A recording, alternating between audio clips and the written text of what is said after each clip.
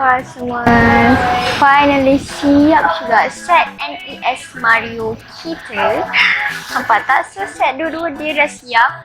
Yang ni yang Nintendo punya dah siap. Yang TV Mario punya pun dah siap je. So first mari kita tengok dulu yang ini. Yang set Nintendo pun. So kita ada dia punya controller. Nak controller dia. Ni dia punya kabel ni dia boleh cocok dekat sini tau. Kan? Dekat mana? Dekat sini. Macam tu. So dia punya controller ni ada button A dengan B. Ni dengan dia punya ni macam ni. Di kanan kiri kanan kiri. Depan belakang semua boleh. So dia punya controller pun korang nampak macam real kan? So yang ini pula, set Nintendo yang ini pula dia sebenarnya boleh buka.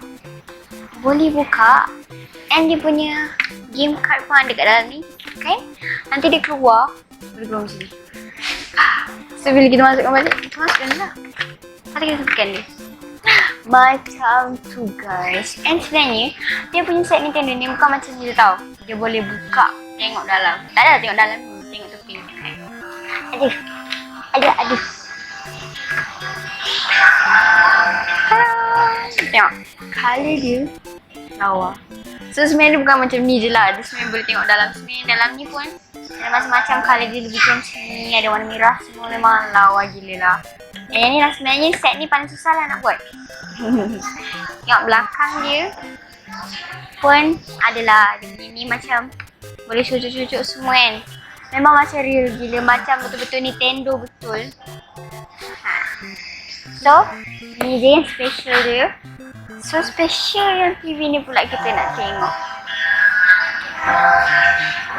Ni depan dia. Ni belakang dia. Tengok. Okey, macam tu. Dia boleh gerak scene by scene ya anak-anak sekalian. So ini boleh pusing. Dia ada bunyi lagi macam real. Itu belakang ni korang boleh nampak sini. Macam cucuk wayar kat TV kan kena cocok semua benda kan. Kan korang boleh tengok. Special gila kan. So set NES ni memang bukan kaleng-kaleng lah orang kata kan. Dia bukan macam set biasa, dia boleh bergerak, dia boleh macam dia boleh buka semua. So ada yang memang suka gila kat Lego dan suka pasang-pasang yang macam ni yang susah gila, memang macam mencabar, memang korang patut beli and berbaloi gila beli. Thank you Lego sebab bagi kita peluang untuk try set NES Super Mario ni. Dan kalau korang nak tahu kat Lego, first time dia keluarkan set Mario. Okay? Korang kena beli tau. Bye!